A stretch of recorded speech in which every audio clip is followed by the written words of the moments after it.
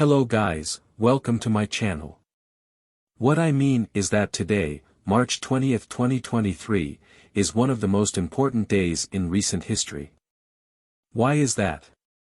The level of tension in the international market is so great, that they really need to have good news to continue. Either working well, or pretending that everything is fine. This is very serious. We are still trying to understand if this crash of small banks will stop there, or will turn into a bigger problem. Many are saying that it is only a problem of small banks, and the big ones will take advantage to swallow them and increase their control over the market. But we are seeing Credit Suisse also with major problems in Europe, is already talking about a proposal from UBS to pay $1 billion to buy the bank, but it seems that the Credit Suisse does not want to accept this proposal. But at the same time there is talk of a proposal by the Swiss government to nationalize a piece of Credit Suisse, or nationalize it altogether. So we're not just talking about small banks, and we're seeing a process of nationalization in certain cases. This is very important, because it is directly related to the project of the New World Order, is directly related, oddly enough, to what Karl Marx had already written in his famous Manifesto of 1848. We know that the Big Reset, he wants to actually concentrate the power in the hands of the big conglomerates. They no longer want the shareholders of the companies to have a say in the management of the company.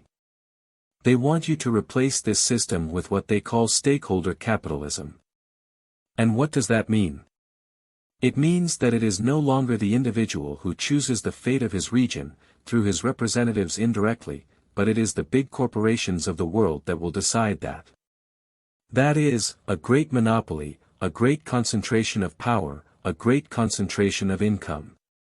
Something that has already happened in the US with the big monopolists, mainly related to the banking sector and the railway sector.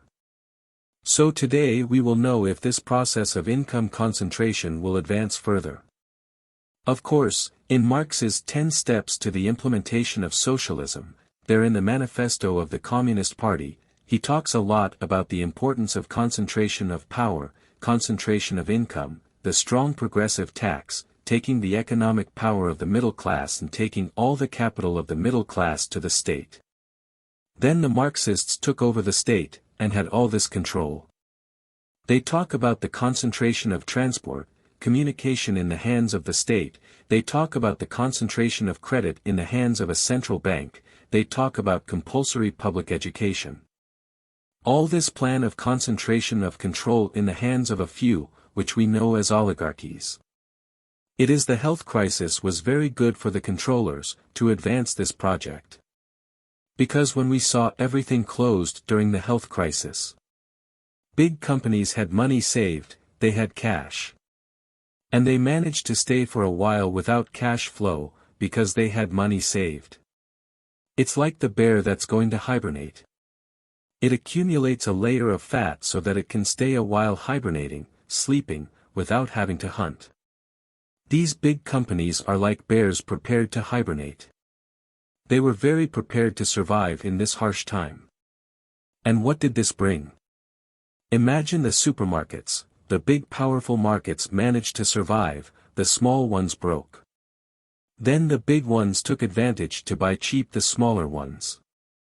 We are seeing this now in the banking sector, small banks breaking down, among them one of more than 40 years that financed all the technology of startups. The SVB broke. Along with them not only the small, but the big ones, as well as the Credit Suisse. And other powerful banks are coming to Encompass, to buy cheap.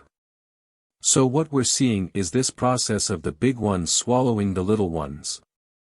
A process of concentration of power in the hands of a few. And this is exactly what will allow that prophecy of the World Economic Forum, that in 2030 you will have nothing but will be happy. Everything you want you will order and will be delivered to the door of your home by a drone. So this process is coming, and it's coming very strong. Of course it's not just small businesses being swallowed up by big companies. That's it. In the United States, investment funds are buying all real estate, people sometimes can no longer afford to buy a property because it has to dispute with a millionaire fund. Big billionaires buying up all the farmland. You must know that already. Bill Gates is buying up almost all the farmland. And so on, so that you will no longer, in the near future perhaps, buy a house, you will have to rent. You will no longer be able to have a car, you will sign a car service, and the idea is that you no longer leave the house, that you stay directly at home. A total control. Contrary to the abundance that was predicted, today we see a scenario of total control and scarcity. All set for the new world order and this dystopian world that we are seeing. But do not be worried or desperate, because it was already written in the scriptures. Jesus had said that this would happen.